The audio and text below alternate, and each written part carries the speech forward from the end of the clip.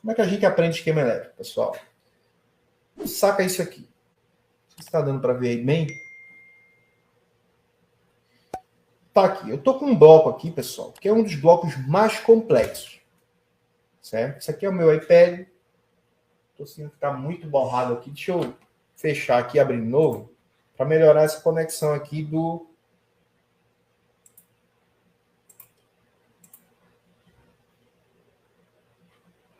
Deixa eu abrir aqui de novo para ver se melhora aqui essa conexão.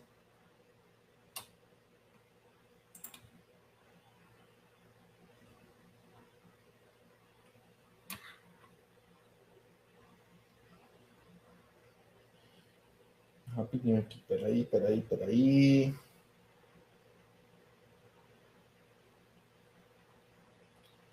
Deixa eu ver se melhorou. Agora melhorou. Tava muito borrado aqui, não tá dando para ver nada. Foto do meu filho ali. Na casa da avó. Então, vamos lá agora, galera. Para que a gente aprenda esquema elétrico, pessoal, a gente precisa, como eu falei para vocês, é tudo etapas.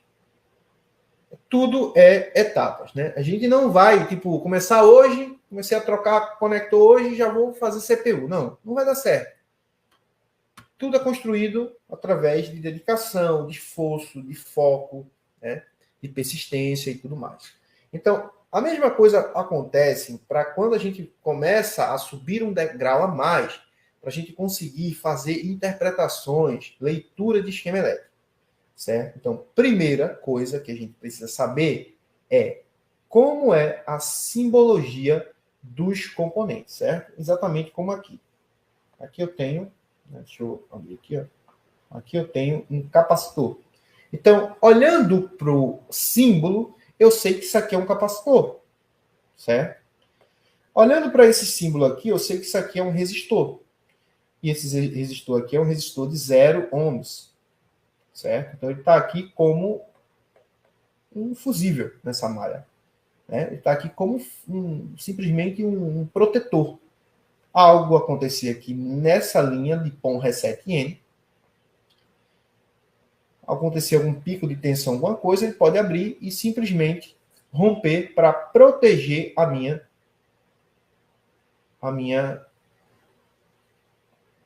UCP, né? Que no caso aqui, isso aqui é um material que eu estou fazendo em um Moto G8 Power. Então, ele protege exatamente essa linha de início. Beleza? Essa linha de início aqui. Então, perceba que quando eu começo a dar características às coisas, tudo fica mais fácil. O problema é que a gente olha para um esquema elétrico e a gente não sabe as nomenclaturas, a gente não sabe as simbologias, a gente não sabe como é que funciona uma estrutura de um circuito. Por exemplo, se eu estou analisando uma falha de inicialização, eu preciso verificar, primeira coisa, como é que está o consumo dessa placa depois do power. Essa placa, depois que eu pressiono o power, ela tem um consumo baixinho e depois, quando eu solto, ele cai para 0? Se tem, isso significa que a minha CPU não está energizada.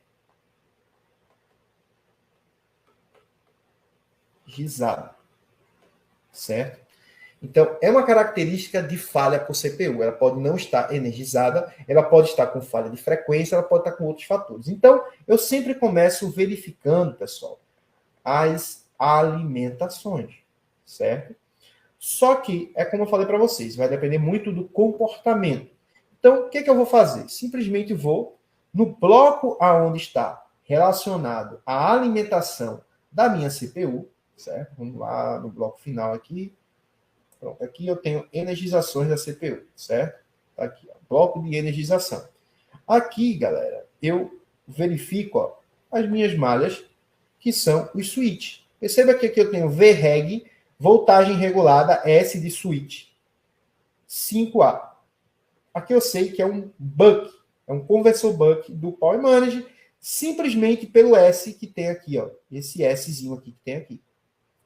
Então, a partir desse S, eu já sei que não é um LDO, que é um switch. Switch, vindo do Power Manager, é um buck, certo? Então, quando a gente tem alguém para nos mostrar as coisas, o que é uma coisa, o que é outra, tudo fica mais compreensível. Por exemplo, vamos supor que eu tenho aqui esse bloco, aqui na CPU, que eu tenho EBIO, LP4X, DQ0, LP3, DQ20. Tá aqui, é porque tá meio... tá dando para ver mesmo não, né? Mas, ó, aqui, LPX, LP4X. O que é LP4X? Tá aqui, ó. LP4X. Aqui, que eu selecionei para a galera. LP4X significa Low Power DDR4X, que é uma versão de memória RAM DDR4 otimizada e de baixo consumo. Essa memória tem uma resposta bem mais rápida e um consumo de energia bem menor que algumas outras anteriores. Ou seja, isso aqui não tem no esquema elétrico, não. Isso aqui foi um material que eu estou produzindo, né, para exatamente um treinamento que vai vir logo aí, né, sobre esquema elétrico, tudo detalhado, mostrando para a galera como é a funcionalidade do esquema elétrico e como é que a gente consegue entender tudo isso aqui.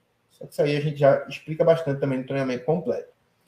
Agora, eu tenho aqui, ó, exatamente tudo que eu preciso para entender o funcionamento de um esquema elétrico.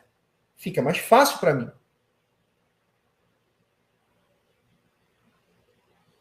A qualidade está baixa aqui, né?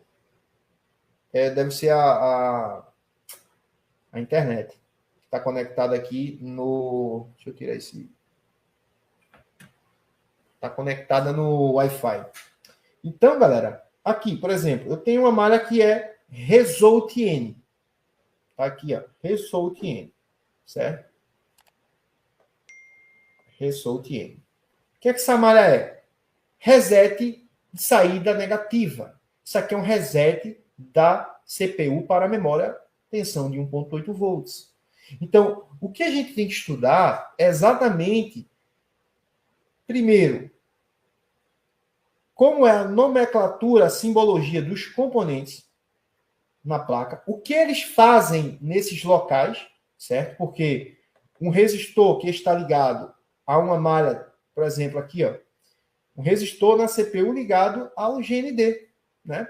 E aqui tem, ó, resistor de 100 ohms conectado para não haver flutuações na malha UFS Hex, ou poderia ser EXT, extensão de reset de memória UFS. Lembrando que essa arquitetura eletrônica não possui memória UFS, portanto, esse pino de CPU encontra-se desconectado. Então, como é uma memória que tem, né, como é um aparelho que ele usa, né, uma memória eMMC, ele está ligado aqui, por exemplo, né, ele tem um bloco, a própria CPU ela tem um bloco de memória UFS, só que ela não usa esse bloco. O que fizeram aqui? Colocaram um resistor ligado ao Terra, certo? Exatamente para não haver flutuações no bloco aqui, ó, dessa CPU e ela não ficar com oscilações, se desligando, tendo problemas aí de desempenho e tudo mais. Beleza, galera?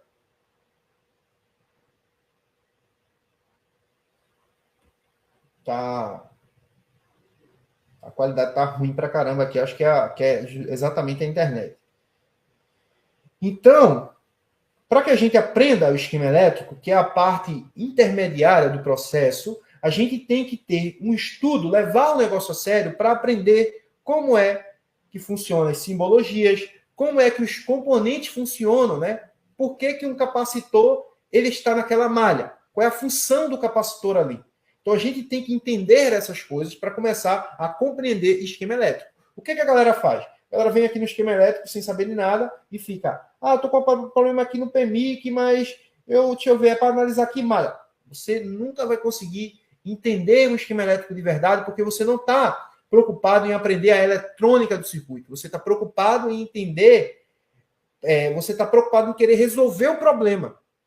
E tem coisas que a gente não pode apenas ficar estudando no momento que a gente está precisando, certo?